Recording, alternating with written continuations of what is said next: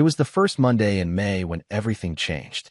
I remember because I had just finished wiping the dust off the last windowsill in my apartment, set down the rag, and finally let myself breathe. My name's Brandon, I'm 26, and for the first time in my life, I had something that was mine. Not rented with 3 roommates, not crashing at my cousin's place while trying to make ends meet. My apartment, my name on the lease, my blood, sweat, and a whole lot of late-night YouTube tutorials in the fresh white paint on the walls. And I wasn't even trying to be fancy. I just wanted something clean, something mine. I had spent the last 4 months pulling double shifts, working weekends, skipping dinners, and pretty much ghosting my social life just to be able to close on this one-bedroom place a few miles outside the city. It was small, older, and needed work, but it was quiet. And it was mine. Did I mention that already? I probably did. Because you don't forget the first time you put your hand on your own doorknob, turn the key, and know there's no one on the other side but you. But let me back up. You need to understand the family dynamic first, otherwise what happened won't make sense. Or maybe it'll make too much sense. I grew up in a house where the loudest person got their way. My dad wasn't in the picture. He left when I was in middle school and barely looked back. So it was just me, my older sister Emily, and our mom, who somehow decided Emily was the second coming of Cinderella. Except instead of doing chores, Emily got excuses. Always. Every bad grade, every tantrum, every breakup. She's sensitive, Mom would whisper. She's going through a phase. For 15 years straight. Emily was 5 years older than me and had the confidence of someone who never got told no. I used to think she was cool when I was a kid. She wore makeup and always smelled like vanilla perfume and blasted music in her car like she was in a movie. But once I hit high school, something shifted. She started talking to me like I was her annoying little servant. Bran, grab me a soda. Bran, do the dishes, or I'll tell Mom you scratched her car. Bran, don't be such a weirdo. When I told my mom, she'd say the same thing every time. Just let her be. She's under a lot of pressure. I never figured out what the pressure was, exactly. She dropped out of college halfway through her first semester, spent a few years hopping from one temp job to another, then married a guy named Rick who wore sunglasses indoors and thought sarcasm was a personality. Meanwhile, I was the one who stayed quiet. I did well in school, got into a decent community college, and took night classes while working full-time at a logistics warehouse. It wasn't glamorous, but it paid, and over time I moved up from unloading trucks to team lead. Nobody gave me anything. I clawed for every promotion, every dollar, every inch of progress. I was used to hearing no and turning it into watch me.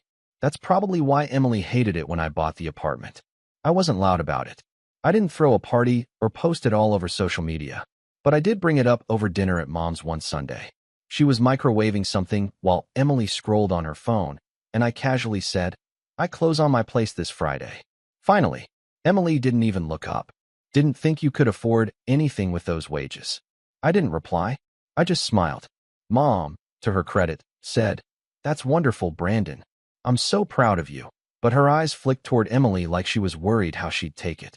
Emily let out this half laugh, half snort, and said, Well, I hope you like plumbing problems and loud neighbors. You know how those starter places are. That was her way. Anything good happening to someone else was an attack on her. And when things got worse with Rick, when the fights became louder, and then suddenly stopped because Rick was gone, Emily's bitterness grew teeth. She moved back in with Mom for a few weeks, which everyone knew would be months. She took over the living room, spread her stuff across the floor like she owned the place, and started making these pointed comments about how some people didn't understand how hard life could get. I stayed out of it. I had my place to focus on. I spent weekends sanding the floors, painting cabinets, installing new light fixtures that didn't flicker like horror movie props. I even learned how to tile my own bathroom. By the end of April, I was done. It looked perfect. Maybe not by magazine standards, but to me, perfect.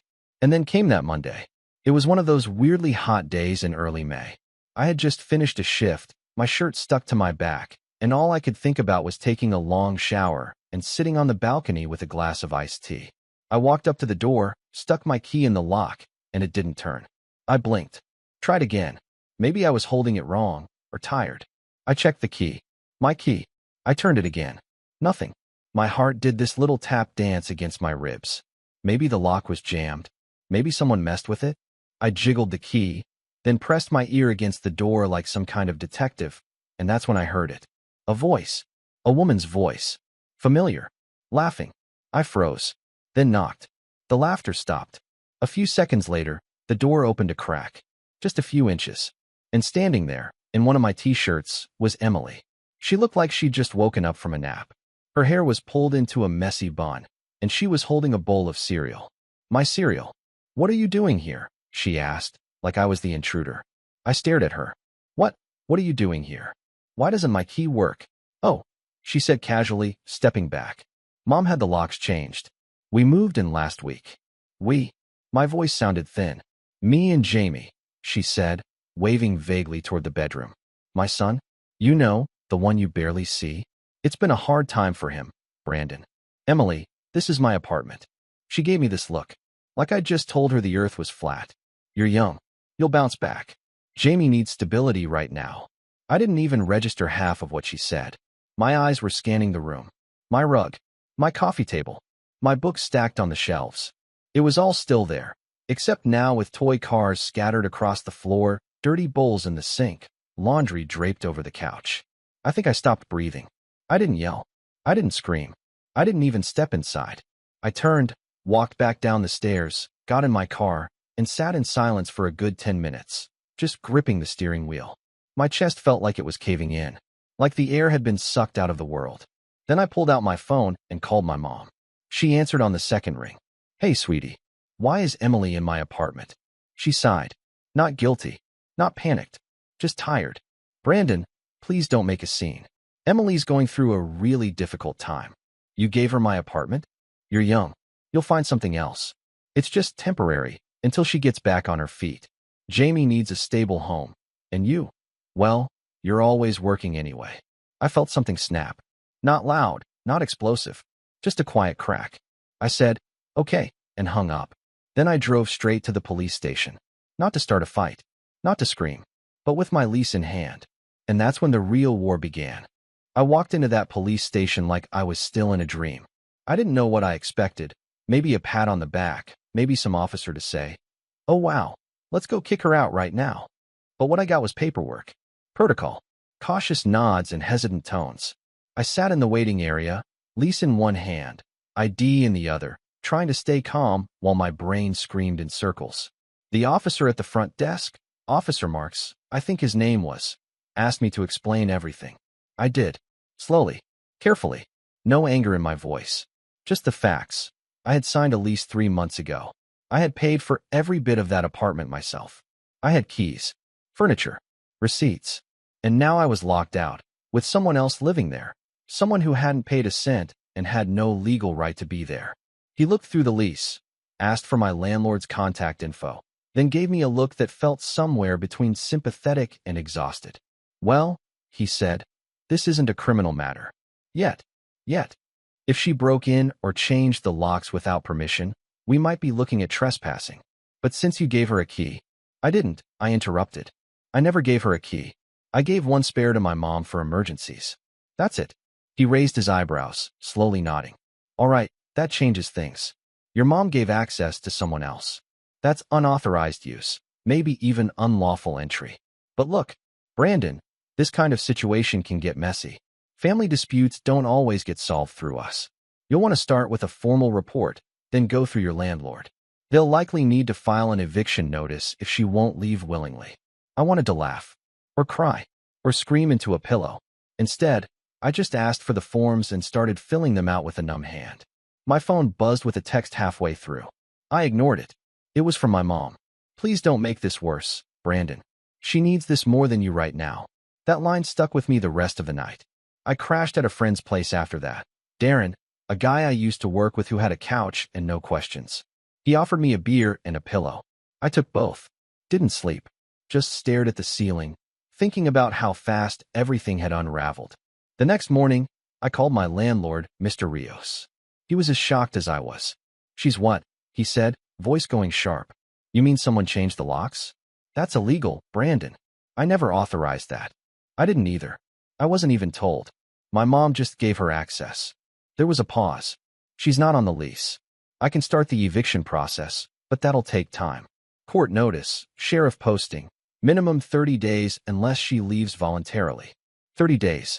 30 days of her living in my home, touching my things, eating my food, sleeping in my bed. My stomach twisted. Mr. Rios promised to come by and verify everything in person, but until then, I was stuck in limbo. My apartment wasn't mine anymore, not in practice. I called my mom again that afternoon. She picked up, soft and slow, like she'd been waiting for it. "Hi, honey. I want you to tell me exactly what happened." She sighed. "Brandon, I know you're upset, but try to understand." Emily showed up crying, with Jamie in her arms. She said Rick kicked her out, that she had nowhere to go, and I couldn't stand to see my grandson suffer. "You're doing fine, sweetie. You're strong. You have a good job. And that means you can just give away my apartment? You weren't even there half the time. You're always working or sleeping at friends' places. I didn't think it would be a big deal for a few weeks." I gripped the phone tighter. "You didn't think to ask me? She's your sister, Brandon. Family helps family. And she needs this more than you." There it was again. That phrase. She needs this more than you. Not, "I'm sorry." Not, "You're right." Just a quiet, patronizing dismissal. "I'm coming by tomorrow," I said. "Get her out. You're not thinking clearly. Don't do something you'll regret." No apology. No accountability. Just another excuse. I hung up before I said something I couldn't take back. The next day, I pulled into the driveway with Mr. Rios right behind me. He wanted to witness everything himself. We knocked. No answer. Knocked again. Nothing. Finally, he used the master key he still had. But it didn't work. The locks had been fully changed. Mr. Rios stepped back, rubbing his forehead. Unbelievable. We had no choice but to post a notice on the door, an official warning that the tenant of record, me, had reported unauthorized occupancy and that legal eviction proceedings had begun. I took a picture of the notice and sent it to both Emily and my mom. Neither replied. But later that night, I saw the paper crumpled in a trash can photo posted on Emily's private Facebook story, one I wasn't supposed to see. The caption? "He thinks this little note scares me. Try harder, baby brother." I stared at that screen for a long time. That was when something inside me shifted. It wasn't just anger anymore. It was something colder, deeper. A few days passed with radio silence. I didn't hear from either of them. Mr. Rios filed the eviction paperwork, and I waited. I floated between friends' places and spent every spare moment either at work or researching tenants' rights, lease protections, and how long I might have to wait for this circus to end. Then came the kicker. I got a notification from my bank. A $120 charge at a home decor store I'd used before, followed by another $200 at a furniture outlet, then groceries, then a delivery service, all charged to my card. I froze, dug deeper, realized I'd never canceled the spare card I had left in a drawer at the apartment, the one I hadn't used in months. Emily had found it. I called the bank, froze the account, and disputed every charge. Then I called my mom. Again. This time, I didn't even say hello. "She's using my card now." A pause. Then, "I'm sure it's just for necessities." She wouldn't do that maliciously. She bought a standing mirror and a wine rack. Silence. "I'm reporting this," I said. "To the police." "You'd send your own sister to jail?" "She's not acting like a sister." That night, I did report it. I showed them the bank statements, the Facebook story, the lease. Officer Marks took notes and promised to escalate it. They couldn't arrest her yet, but they added it to the case. It was starting to look a lot more like fraud. Still, nothing changed. Emily stayed. The eviction court date was weeks away. I was losing sleep, weight, and what little faith I had left in family. Then, about 2 weeks later, I got a call from a number I didn't recognize. "Hello. Is this Brandon Harper?" "Yeah. This is Ms. Kessler from the Family Department of Child Protective Services. We'd like to speak with you about a guardianship inquiry filed in your name for a minor, Jamie Harper." I nearly dropped the phone. "What?" "It says here you applied to assume guardianship of your nephew due to unsafe living conditions in the current home." I didn't file anything. A pause. Shuffling papers. Strange. The document has your name, your signature, even your ID, although it looks a bit off. They emailed it to me. I opened the file and saw my name signed at the bottom of a guardianship request. But the signature was wrong. My name was misspelled on one page. The photo ID was a cropped scan of an old employee badge I'd lost years ago. It was fake. Emily, or someone helping her, was trying to frame me. Whether it was to scare me off delay the eviction, or paint me as some villain I didn't know. But it was a line crossed so far it wasn't even visible anymore. I called my mom in a fury. She didn't answer, so I went to her house. She opened the door wearing an apron, as if this were just any other Thursday. "Brandon, please don't barge in." I held up my phone. She forged my signature on a guardianship request. She tried to make it look like I was trying to take her kid. Her face paled, but only for a second. Then it hardened. "I'm sure there's a reasonable explanation." "There isn't. And if you don't help me fix this, you're going down with her." Her lips tightened. She opened her mouth to speak, then stopped. Closed it. I waited. And then she said, in the coldest tone I've ever heard from her, "You always resented her. Don't pretend you didn't. Maybe she's not perfect, but at least she never abandoned her family." That was the last thing she said before shutting the door in my face. And that was the moment it all shattered. The loyalty, the guilt, the idea that maybe, just maybe, my mom still saw me as her son. She didn't. To her, I was disposable, replaceable, a stepping stone for the daughter who needed it more. And that's when I knew I wasn't getting my home back by waiting. I had to take it back. But I wasn't going to scream or break windows or throw punches. I was going to do it by the book, by the system they thought I didn't understand. And by the time I was done, they'd wish they'd never touched a single thing that belonged to me. Especially the lease.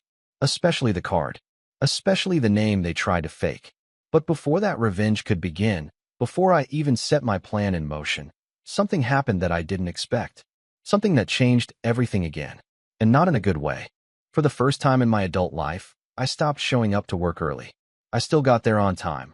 I wasn't about to give Emily or my mom that satisfaction, but I stopped clocking in an hour ahead, stopped volunteering for double shifts.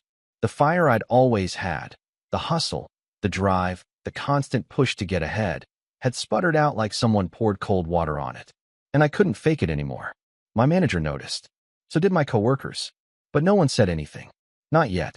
I was sleeping on Darren's couch for the third week in a row by then. He never complained. He gave me space, kept things chill, and didn't ask questions I wasn't ready to answer. But I saw the look on his face when I forgot to take the trash out again. When I left my laundry in the washer too long. When I barely said a word during a whole dinner. I was unraveling. Quietly. Slowly. The eviction hearing was scheduled for 2 weeks out, but every day dragged like molasses. Meanwhile, Emily was living it up in my apartment. Her Instagram had gone from quiet divorcee vibes to full-on influencer energy. Photos of her cozy new space, my apartment, Jamie eating cereal at my kitchen island, still my cereal, and a post that almost made me throw my phone across the room. Sometimes life surprises you with a fresh start. Thank you to everyone who supported me when I had nothing. I was blocked from viewing it, of course. But people talk. Screenshots get shared. My cousin sent it to me with a simple text. I didn't respond. I couldn't. The weight of everything pressed on me. The betrayal. The silence. The fact that my own mother hadn't even called to check if I was okay. Not once. Not after the fake guardianship filing. Not after the charges on my card. Not after she slammed the door in my face. I started having dreams about keys. I'd be standing at a door, sometimes my apartment, sometimes my childhood home, and no matter how many keys I tried, none of them worked. The locks would melt, twist, or vanish entirely. And I'd wake up drenched in sweat, heart pounding, on a couch that wasn't mine. That was rock bottom. Not dramatic. Not loud. Just a quiet, steady erosion of everything I'd built. And then one morning, something small shifted. It was Darren. He was sitting at the kitchen table, sipping coffee, flipping through a tablet, and he glanced up at me. "You still got that drill?" I blinked. "What?" "The power drill. You let me borrow it when I moved in. Still works like a beast." "Yeah." "What?" He nodded toward the tablet. "My landlord's letting me redo the shelves in the laundry room. Said I could put in some custom ones if I supply the labor." "You in?" I didn't answer right away, but something about the way he said it, like it was normal, like I wasn't a ghost. "Sure," I said. "Why not?" It took us all of an hour. Basic install, but it felt good to do something. To hold tools again. To measure and cut and sand. My hands remembered the rhythm even if my heart was still playing catch-up. The next weekend, we tackled his bedroom closet. Then his kitchen backsplash. Darren kept finding excuses to bring me into projects, and I didn't fight it. I didn't talk much, but I showed up. I worked. And slowly, something started to come back. Darren noticed. One night over takeout, he said, "You ever think about doing this full-time?" "What?" "Handyman stuff. Repairs. Installations. You're good at it, man." I shook my head. "Nah, that's just side stuff." "Why not? You got a knack. You're detail-oriented. You don't cut corners. Half the guys on Craigslist don't even bring a level. You could charge double and still get booked." I didn't say anything. But that night, I pulled out my laptop and started searching. Handyman licensing. Small business registration. Website templates. I didn't sleep much, but for the first time in weeks, it wasn't from anxiety. It was hope. Over the next few days, I juggled work with research. Started making lists. Tools I already had. Tools I needed. Services I could offer. Price ranges. Insurance. Tax stuff. The logistics were dizzying, but I didn't care. Because for the first time in weeks, I was building something. A few days later, Darren let me tag along on a job he was doing for a coworker, mounting a TV and fixing a broken cabinet. I did most of the work. Darren watched, cracked jokes, offered beer after. The coworker tipped us both. "You're a pro," he said. "You do this full-time?" I didn't lie. Not yet. That night, I bought a domain name, harperfixit.com. Simple, clean, professional. I made a basic logo, set up an email address, and started working on a one-page site. Nothing fancy, just enough to look legit. I signed up for a few gig apps, threw my profile on Task Match, and waited. 2 days later, I got my first booking. Some woman needed her garage shelving reinforced. I showed up early, tools in hand, and did the job in an hour. She tipped me $40 on top of my rate and left a 5-star review. I stared at that review like it was a trophy. Not because of the money, though, yeah, that helped, but because it was validation. Proof that I was still me, even after everything. That I could still provide value. Still build. Word spread slowly. A few more jobs came in. I updated my site. Got business cards printed. Harper Fixit became more than just a name. It became my way out. And through it all, I kept things quiet. No posts. No texts to my mom. No comments on Emily's nonsense. I didn't try to justify myself to the family group chat that had gone oddly silent since everything happened. Let them think I was broken.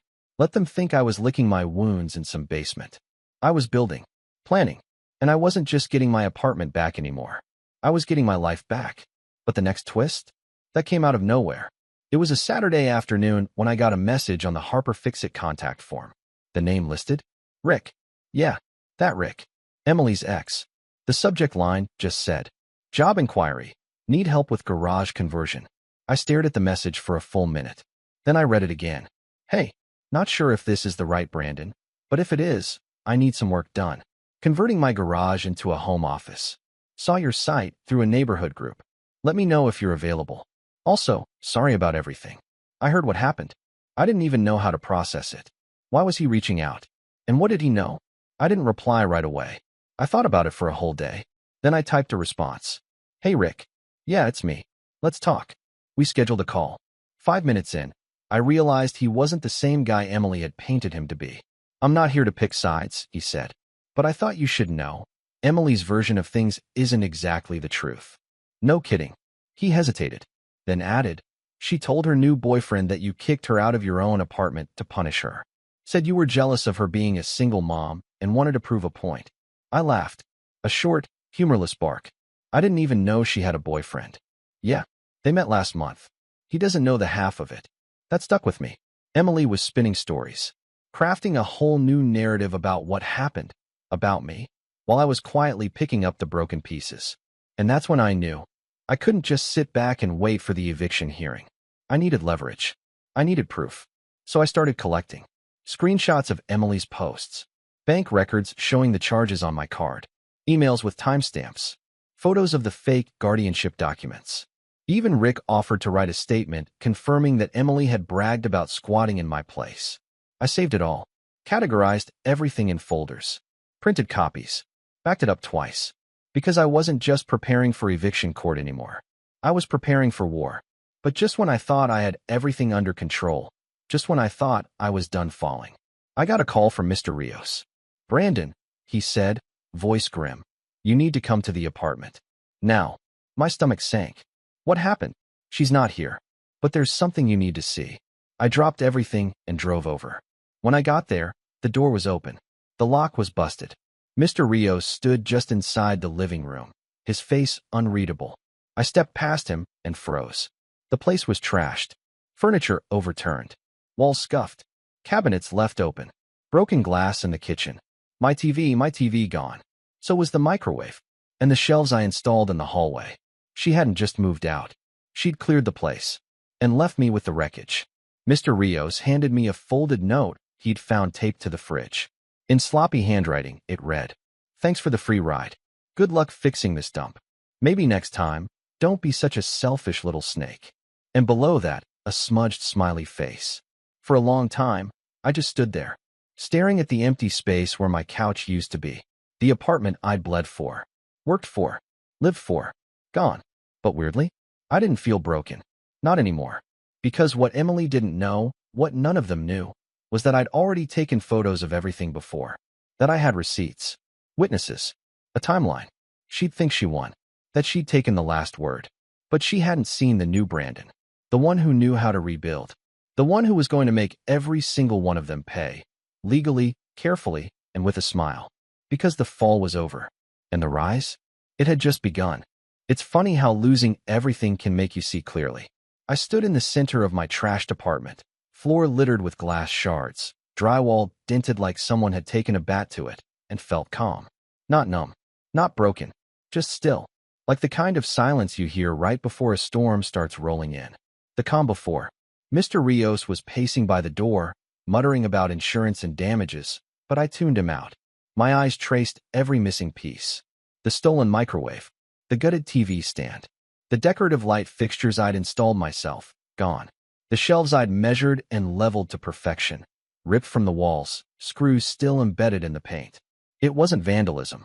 It was intentional. Emily hadn't just moved out. She'd emptied the place like it was a hotel room she never planned to pay for. And then she left that note. "Thanks for the free ride. Good luck fixing this dump." She thought that was the final move. She thought she'd won. But all she'd done was hand me exactly what I needed. Because now I didn't just have eviction paperwork. I had evidence of theft, destruction of property, and malicious intent. I had photos of the apartment before and after. I had bank records. I had the fake guardianship filing she tried to sneak under my name. I had Rick, her ex-husband, willing to testify. And more than anything, I had no fear left. No ties. No illusions. No mercy. Once Mr. Rios filed the police report for damages and left to contact his insurance company, I stayed behind. I sat on the floor, bare, cold, and stained with something sticky I didn't want to identify, and started making lists. The kind of lists you only make when you're past the point of heartbreak. Step by step. Methodical. 1. Police report. Already filed by Mr. Rios. I'd add to it with the missing items list, photos, and any receipts I could dig up. My bank statements would show some of the stolen electronics had been charged to my card. 2. Legal prep.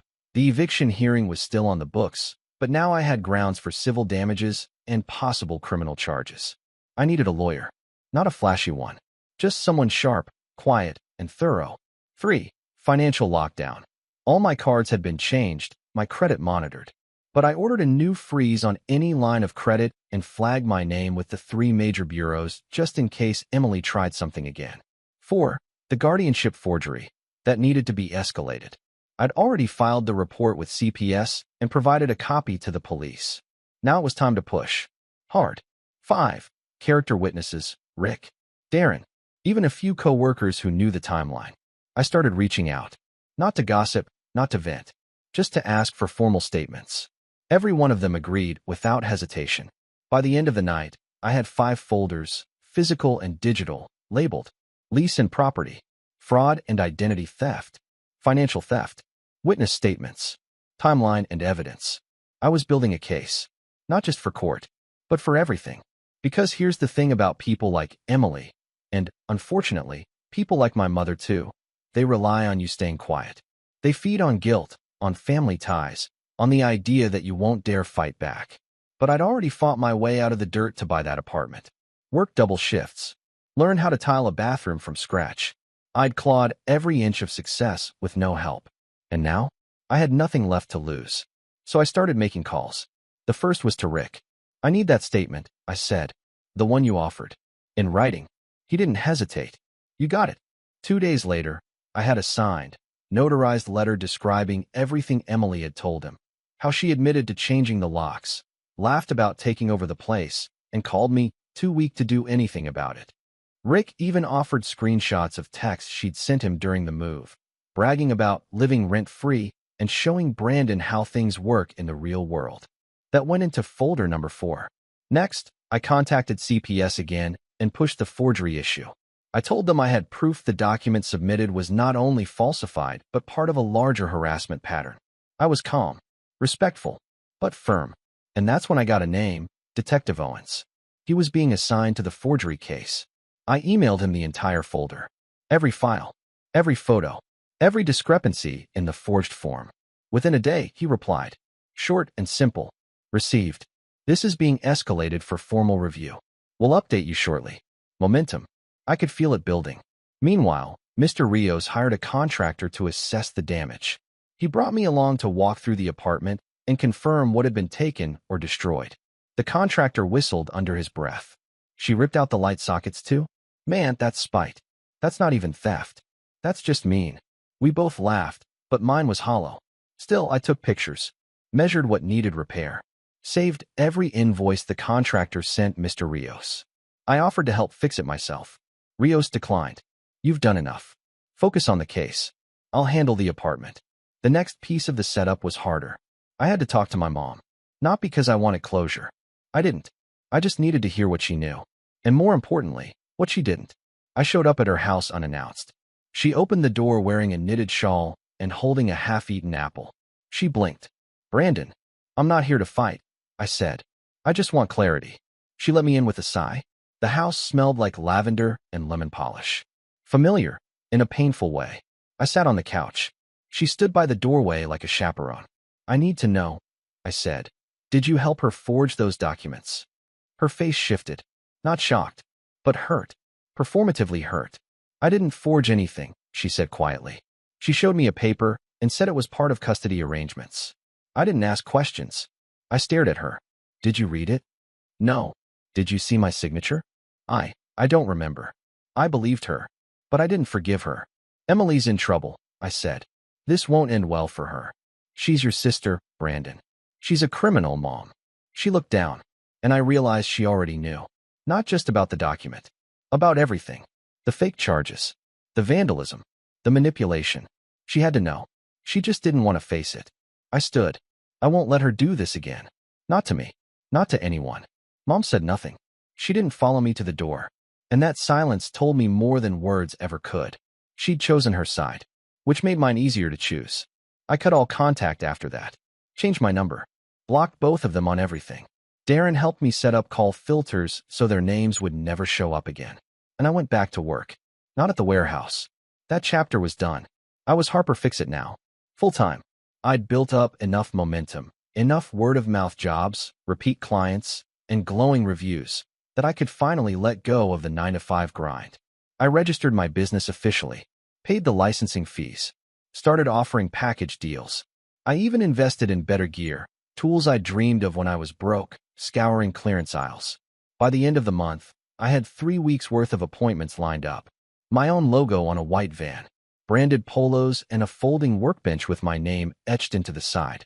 I was making more in a week than I used to in a month. But I didn't post about it. Didn't brag.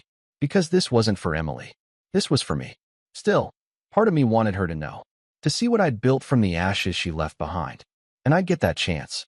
Because then, out of nowhere, I got an email. From an address I didn't recognize. The subject line just read, "From Jamie, with help from my friend's mom." My heart stopped. I opened it. "Hi, Uncle Brandon. I don't know if you're mad at me too. Mom said you hate us now, but I don't believe that. I miss you. Can I see you sometime?" Attached was a drawing. Crayon on paper. A stick figure me with a big wrench in one hand and a smile. Standing next to a little kid holding a toolbox. It broke me. And it reminded me exactly why I had to finish this. Not just for justice, but to protect the next person Emily tried to manipulate, even if it was her own son. So I made my final list. 1. Deliver all evidence to Detective Owens and follow up weekly. 2. Confirm police report for damages with Mr. Rios and sign affidavit. 3. Finalize civil lawsuit paperwork with attorney. 4. Notify CPS of Jamie's letter without pushing contact. 5. Prepare public-facing post if needed. Something honest, calm, with facts. Because if Emily wanted to spin lies, fine. But I had the truth, and the law, and momentum. I was done playing defense. Now it was my move. The final move didn't come in a dramatic courtroom scene or some screaming confrontation in a parking lot. That would have been too easy, too loud. Emily always thrived on drama. Chaos was her currency. So I chose the one weapon she could never understand. Silence. Steady, strategic, legal silence. I waited for the hearing. The eviction case that had started everything was finally going to court, and despite everything Emily had done, she still showed up late. No lawyer. No apology. Just a cheap white blouse and that same smug smirk she'd worn the day she changed the locks to my apartment. She didn't even look at me when she walked in. Didn't glance at the folder I placed neatly on the desk in front of me, labeled in bold. Evidence of theft and fraud, Emily Harper. I had everything inside. Receipts for the missing electronics. Photos of the damage she caused. Screenshots of her social media posts bragging about living in my apartment rent-free. Rick's notarized statement. Police reports. The bank fraud paperwork. The guardianship forgery. The judge, a tired-looking woman in her 50s with no time for games, didn't need long. After barely 20 minutes, she ruled in my favor. Immediate eviction was granted, retroactively applied since Emily had already vacated. Mr. Rios was awarded damages for the destruction of the property. I was awarded restitution for theft and unauthorized credit card usage. Emily didn't say a word. She didn't need to. Her face did all the talking. And when the judge asked her if she had anything to add before closing, she finally opened her mouth. "He's blowing this out of proportion," she said. "It was just family helping family." The judge stared at her. "That's not what the evidence says, Miss Harper. This isn't a family matter anymore. It's a legal one." That was the first crack. But the real hit came a week later. Detective Owens called me with an update. The forgery of the guardianship request wasn't just a misdemeanor. It had crossed the line into criminal territory. Emily had submitted a falsified document to a government agency. Combined with the statement from CPS and the falsified ID she used, it was enough for the DA to press charges. Fraud, forgery, identity theft. A court date was set. A public defender was assigned to her, since she couldn't afford her own lawyer. And despite everything, she still tried to spin it like I was the one who betrayed her. I didn't respond to the texts. I didn't call her back when she left a voicemail saying, "This could ruin me, Brandon. Think about Jamie." Jamie. I had been thinking about Jamie. I didn't reply to him after that first message, not directly. But I did contact CPS again. Quietly. Carefully. I told them I wasn't trying to seek custody. I just wanted to make sure Jamie was safe. I gave them everything I had. Her living conditions. Her instability. Her manipulations. I even forwarded the messages she'd sent about using Jamie to guilt me. They thanked me. Said they'd take it from there. A few weeks later, I heard through Rick that he'd filed for full custody. Apparently, CPS had reached out for a home check. That's when they discovered Emily had been leaving Jamie with friends for days at a time, bouncing between boyfriends' houses, and still trying to figure things out. She failed to appear at a scheduled follow-up. Then she failed another. That was it. Rick got temporary custody. Full legal custody was pending a hearing, but Jamie was already living with him. Emily's world? Crumbling. And she couldn't stop it. She tried to call me again, this time sobbing into the phone, her voice hoarse. "I messed up, okay? I didn't mean to go that far. I was desperate. Can't we fix this?" I didn't answer. I'd already blocked her number. It was Darren who finally said what I'd been thinking all along. "You didn't destroy her, man. She did that herself. All you did was stop her from doing it to you again." By then, Harper Fix-It was booming. I had 3 guys working with me now, 2 part-time, 1 full-time. We were booked out for 3 months in advance. I had an LLC, a tax ID, and a logo on the side of my work van. I even got invited to speak at a local entrepreneurship event. Life wasn't perfect. There were still nights I'd stare at the ceiling wondering how I let it go so far. Still moments when I'd remember a birthday or a holiday and feel the hollow space where family used to be. But I didn't miss them. I missed the idea of them. That's not the same thing. The last piece fell into place 6 months after the eviction. I got a letter from the court. Emily pled guilty to reduced charges under a deal. She'd avoid jail time, but she'd have a record. A hefty fine, mandatory counseling, community service, probation. It wasn't everything I wanted, but it was enough. And when I walked back into that apartment, freshly repainted, the smell of sawdust and lemon oil in the air, I stood in the middle of the living room, closed my eyes, and breathed in. It was quiet. It was clean. It was mine again. No noise. No lies. Just me. I'd started from nothing, lost everything, and built it all again. But this time, stronger, smarter, and with the kind of peace no one could take away. Not Emily. Not even my mom. Because the truth is, revenge doesn't always have to be loud. Sometimes the most powerful revenge is just rebuilding quietly and letting them watch. She stole my home, so I built a life she could never break into.